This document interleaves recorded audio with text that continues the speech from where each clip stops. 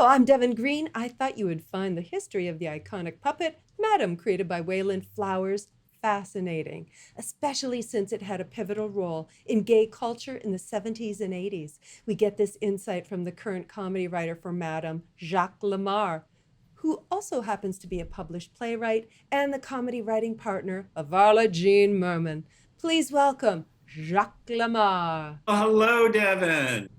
Kindly tell us about Wayland Flowers, who not only created Madam the puppet, but was also the hand underneath the dress. Well, Wayland Flowers was born in 1939 in Dawson, Georgia. And as a little boy growing up in 1939 into the 40s, you can imagine it was a rather conservative upbringing. So his mother, in order to make sure that she did not have a little baby gay on her hands, decided instead of giving him a baseball mitt or a football, that she would give him a marionette.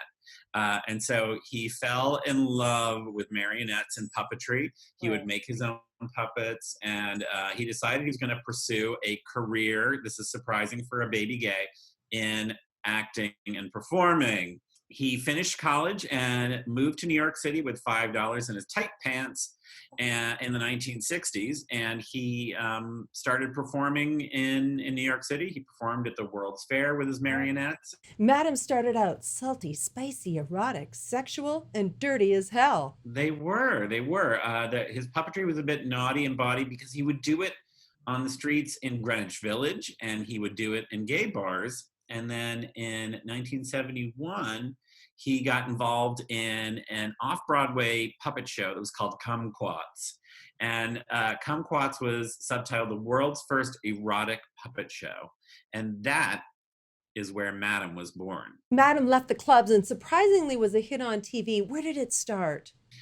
His first TV appearance was in 1972 on the rather white bread Andy Williams show. So Madam had to tone down her act a little bit, but I think the opportunity to perform on TV made the comedy more subversive and subversively dirty. So he would really work with lots of double entendres and little hints of blue comedy. Madam had her very own TV show. How long did it last, Jacques? She was like a super popular guest on talk shows like the Merv Griffin Show or Mike Douglas. Yeah. And she was on Laugh-In, and then she got regular slot in the center square, replacing Paul Lynde on Hollywood Square. She was the final square on the last episode. And she had a 4-year stint on Solid Gold as a featured guest. So in 1982, she got her own TV series called Madam's Place, which was a 5-night-a-week sitcom, which we can't even fathom. We wait forever for 13 episodes of something. Right. That's an incredible amount of content for human or wood. But unfortunately, it did not last. He had really scaled the heights for his field. And in 1987, he was diagnosed with what was then being called ARC, or AIDS-related complex. Unfortunately, a year later, 1988, he collapsed on stage while performing and had to go to the hospital, and shortly thereafter was put into hospice. Right, but what were the fans told? His fans were told that he had died of brain cancer. It was covered up for a number of years, but actually ended up being exposed by the National Enquirer. See, this cover-up speaks to the shame attached to being gay. At this time, really, how many were actually out and on TV? Liberace, Rip Taylor. I mean, when you think about these figures who were so flamboyant and campy and over the top, and it was like everyone kind of knew they were gay, but they didn't talk about it. And so, this is after Stonewall. There was this whole gay liberation movement that was starting, what have you, but on TV, the representation before had been really veiled. And all of a sudden you had these pioneers, in a way, bringing camp and biting gay humor into American homes. And they really paved the way, I think, for drag queens.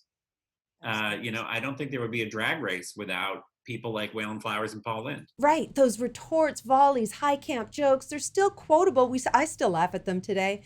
That's quality comedy. And it was the snatch game or the, shade throwing libraries open kind of Yeah. stuff. Well, with you being the comedy writer for Madam, you're populating Facebook, Instagram, Twitter, and you've made her extremely acerbic and tremendously chatty. I'm having a ball writing in her voice. Great. She didn't completely go away. There were different puppeteers who would tour with her, but in terms of really kind of going out for a broad audience again, this broad is ready to make an impact. Ah, that's great, Jacques. Her comeback is just what we need. They couldn't have picked a better writer because you are crass, bawdy, and you're funny, and that's exactly what she was. Thank you so much, everyone. Jacques Lamarre. Thank you, Deven. We'll see you soon. I'll make damn sure of it.